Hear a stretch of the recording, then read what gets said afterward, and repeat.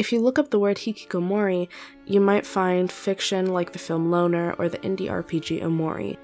However, Hikikomori is a real-life epidemic in Japan of people who spend months, years, or even decades completely shut inside their own homes, or even a single room.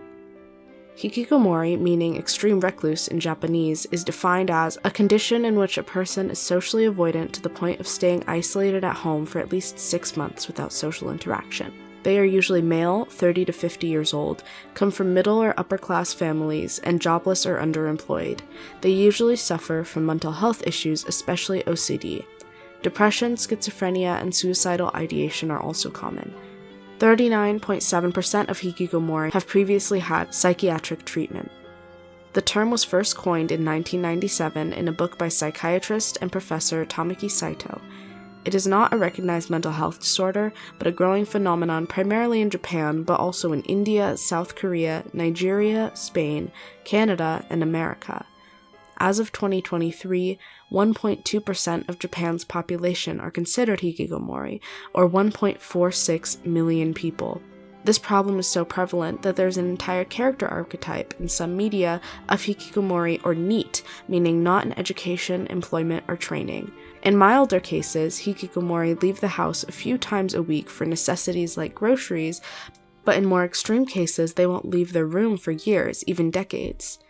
This trend has only grown since the 90s, so what could cause almost 1.5 million individuals to completely isolate themselves from all of society? There are tons of reasons. One huge factor is COVID. A lot of East Asia had strict pandemic restrictions through late 2022, which would mean that many had to stay inside for 2 whole years. According to this article from 2023 by Jesse Young, over a fifth of respondents, when asked about the reasons for their self-isolation, cited COVID-19 as a significant factor in their lifestyles. But hikikomori existed before the pandemic for a variety of reasons. There are cultural reasons like incredibly high expectations.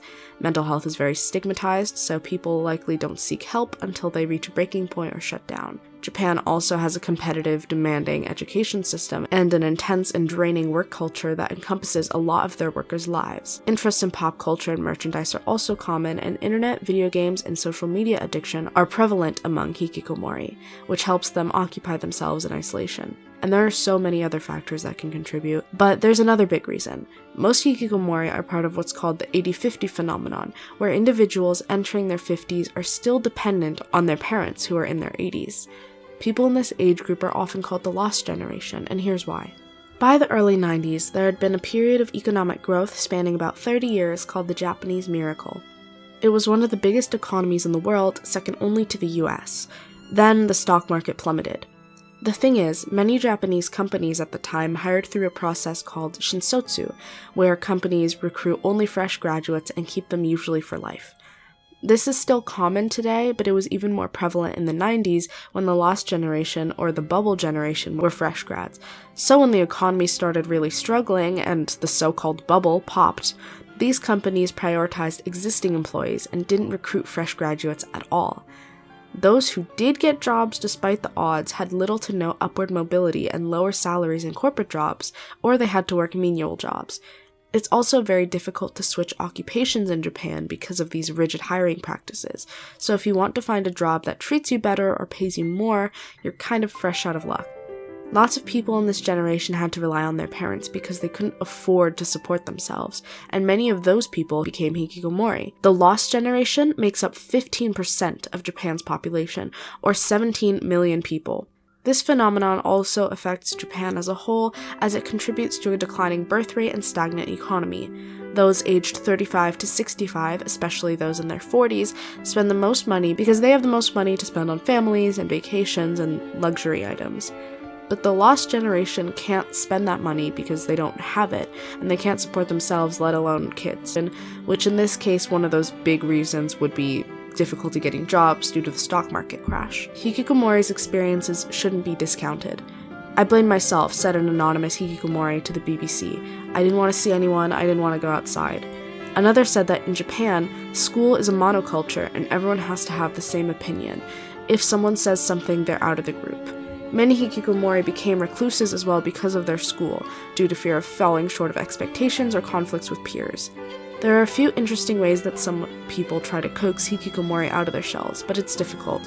Some more unique treatments include parents paying so-called sisters for hire for their kids in order to try and coax them out of their houses for social connection.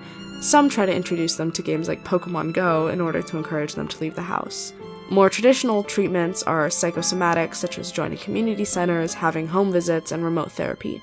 While parents and family are encouraged to interact with hikikomori when possible, some hikikomori receive other psychiatric treatments like medication and in-person therapy for accompanying mental health conditions. Essentially, this phenomenon of hikikomori is ongoing and concerning. There are a lot of societal issues that led to this popping up in Japan and around the world.